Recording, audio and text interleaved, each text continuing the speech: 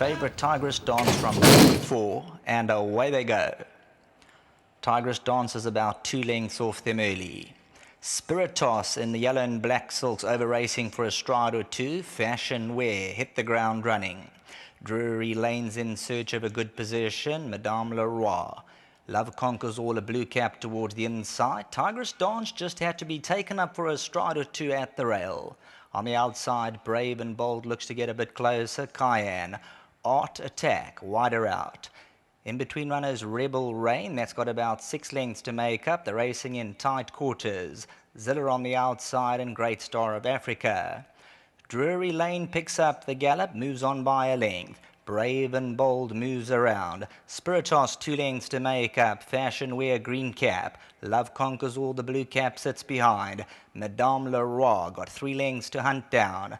Tigress Dance, the white cap between them, and towards the outside, Rebel Rain. Coming to the 300-metre marker, Drury Lane taken on by Brave and Bold. Over towards the outside, Madame Leroy tries to close in. Spiritos and Tigress Dance is also getting into the shake-up. Drury Lane over the last 100. Madame Leroy, Brave and Bold. Tigress Dance on the inside. Drury Lane fights on. Brave and Bold comes with another thrust though, and Brave and Bold won it.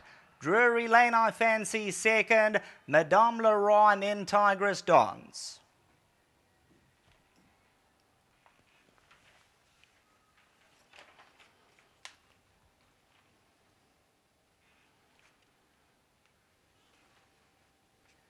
They were spread across the track inside the 200.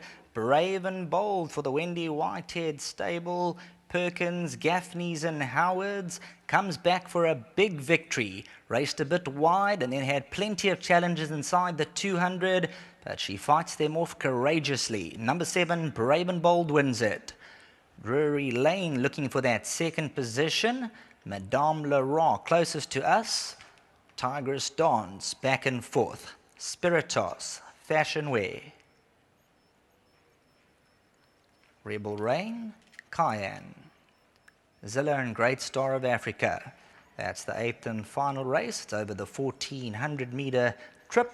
Down the middle, Brave and Bold continues to plug away inside the 200, and that's a pickup ride for Ian Sturgeon.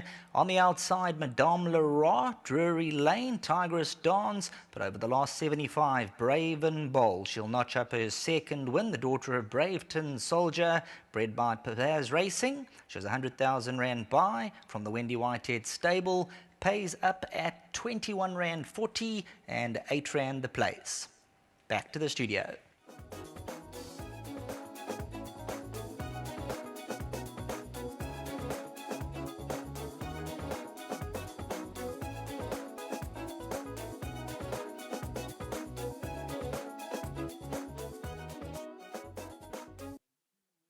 Well, the first results of the evening, a horse that's returned to form is number 7, Brave and Bold, the 4-year-old daughter of Braveton Soldier. Had the widest draw. Its last 3 or 4 runs haven't been that great, but if you look at its earlier form, must have reproduced that and really ran on well tonight. You know, just before I gave Ian a leg up in the ring tonight, I just said, you know, this filly's actually way better than her form is suggesting. She got bumped out the pens a couple of runs ago when Stuart Randolph was riding, and she lost her confidence jumping out the pens. And her last start was much better, and I just said to Ian, you know, with the confidence from last time, I think she'll be spot on tonight. I said to him it was a hard task. You know, you've got to be careful of her going slow out the pens and the bad draw. But he rode her beautifully tonight. She jumped out nicely. He placed her just off them, and she came into the straight and took it up quite early. I just want to say very well done to him.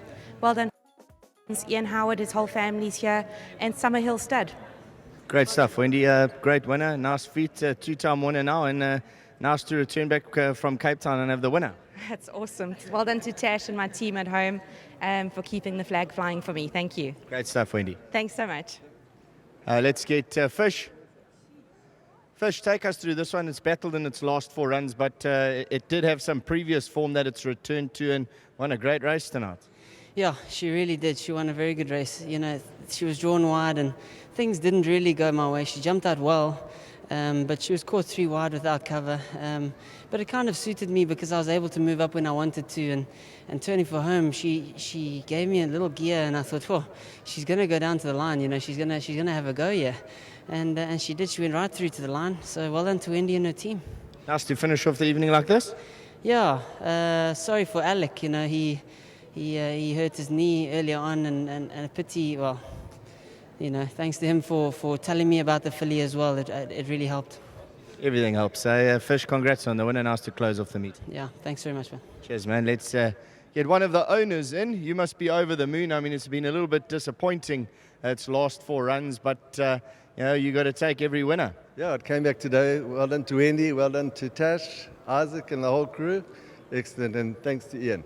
There are bottles of champagne waiting for you. I hope so. Where are the rest of the boys and the owners, actually? One's got a party in Hillcrest, and the other one's in Mount Edgecombe today. And then the other parties here at Greyville. Yeah, that's right. Lovely stuff. Congrats on the winner. Thanks very much. Thank you.